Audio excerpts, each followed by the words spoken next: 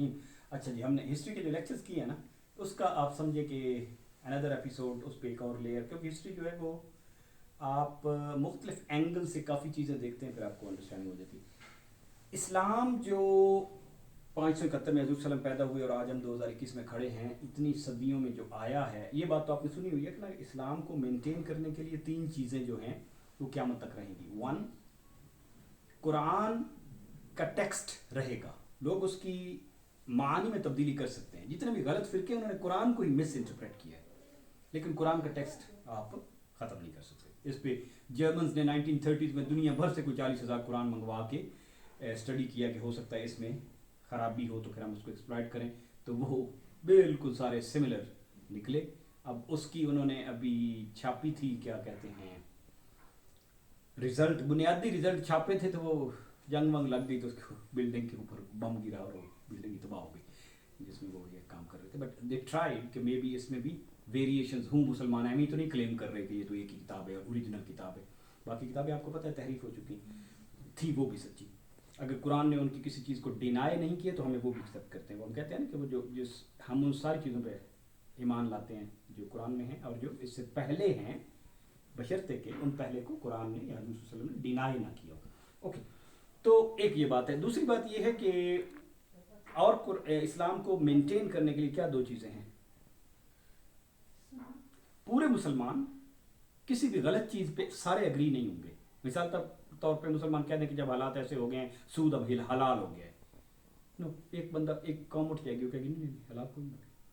ٹھیک ہے، تو دے کی not agree on some thing fundamentally wrong. ٹھیک ہے نا، اس پہ نہیں، امت کا اجماع نہیں ہوگا کبھی بھی، چاہے وہ ایک چھوٹا سا گروہ کہہ بھی دے. نمبر 3، ہر 100 سال بعد ایک بندہ ایسا آئے گا جو اس وقت کے چیلنجز کا جواب دیتا رہے گا. تو اس پہ بہت خوبصورت جو ایک کمپائلیشن ہے نا، وہ میں اینڈ پہ ہم بتائیں گے. وہ 100 بندے، وہ 10 بندے، 15 بندے کون سے ہیں، علماء نے، اسکالرز نے آئیڈینٹیفائی کرنے کی کوشش کی ہے. تو وہ یہ 8 بندے یہ ہیں.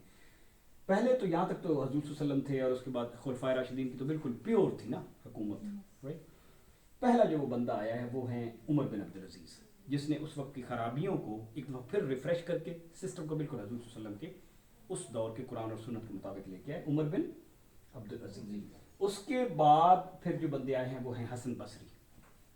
ٹھیک ہے، حسن بصری بصرہ جیسے آپ کو پتہ ہے. یا ہم نے جو اس میں لکھا ہے نا، یہ ان کی ڈیٹ آف ڈیتھ لکھی ہے کیونکہ وہ ان کا آخری دور، کیونکہ بچپن آخری دور تک وہ ایزی ٹو ریکگنائز تھا کہ ایک یونیفارم. اچھا، پھر آپ نے امام احمد بن حنبل کا نام سنا ہوگا. ٹھیک ہے نا، جب یہ اموی خلیفہ چلے گئے تو یہ عباسی دور آیا، تو یہ فقہا اس دور میں آئے ہیں نا. سارے فقہا جو ہیں، امام ابو حنیفہ، امام، کیونکہ اسلام کا جب دوسری تہذیبوں کے ساتھ ٹکراؤ اور کانٹیکٹ ہوا ہے تو اس وقت مسائل پیچیدہ تھے، تو ان پر لیجسلیٹ کرنا، ان پہ قانون بنانا، تو ان لوگوں کو اس وقت کے بادشاہوں کے خلاف آواز اٹھانی پڑی. امام احمد بن حنبل کے آپ نے سنا ہوا نا، ان کو جتنا ٹارچر ان کو دیا گیا شاید کسی کو بھی نہیں دیا گیا اس طرح کر کے، بلکہ سارے ٹارچر سے گزرے ہیں، کیونکہ قرآن کے مسئلے پہ ان کا معتزلہ کے ساتھ ایگریمنٹ نہیں تھا، جھگڑا تھا. ایونچولی ہی وان.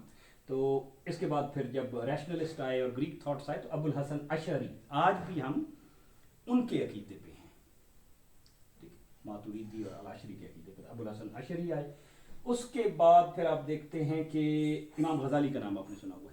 فلسفہ جب بہت زیادہ بڑھ گیا تھا تو جس بندے نے فلسفے کو کے بارے میں تحافت الفلاسفہ ایک کتاب لکھ کے بالکل ہی فلسفے کا منہ بند کر دیا تھا ایک دفعہ. پھر 100 سال بعد، 150 سال بعد ابن رشد آئے تو انہوں نے فلسفے کو لے کے، تو امام ابو، ان کی کتاب کا کیا نام ہے، جو بڑی مشہور ہے، ہر مسلمان فیملی احیاء علوم الدین.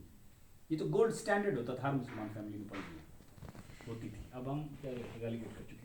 پھر آپ نے عبد القادر جیلانی کا نام تو سنا ہوا نا. ٹھیک ہے نا، ڈھیر سارے جو ہمارے سلسلے ہیں جو تصوف کے، وہ عبد القادر جیلانی کے ساتھ جا کے ملتے ہیں. بہت بڑے لوگ تھے، ان کی تو ساری دنیا میں آلموسٹ ہی از ریکگنائزڈ. اب آپ نے پھر جب حملے شروع ہو گئے ان کے عیسائیوں کے اپنی ٹیریٹریز کو ریکور کرنے کے لیے، اور جن کو ہم کہتے ہیں صلیبی جنگیں، انگلش میں کہتے ہیں کروسیڈز، تو یہ ان کا بہت بڑا کنٹریبیوشن ہے. نور الدین زنگی اور صلاح الدین ایوبی کا سنا ہوا نا، یروشلم کو انہوں نے واپس لیا اور پھر ایک دفعہ بعد फिर आपने नाम सुना हुआ है इब्न जौजी का, 1200 में, ठीक है, अभी अब्बासी हुकूमत चल रही है, तो ये भी उन्हीं में से शामिल थे। अब इनके बारे में हमें थोड़ा थोड़ा कुछ पता होना चाहिए। अभी तो हम आज उनका सिर्फ तज़किरा करेंगे।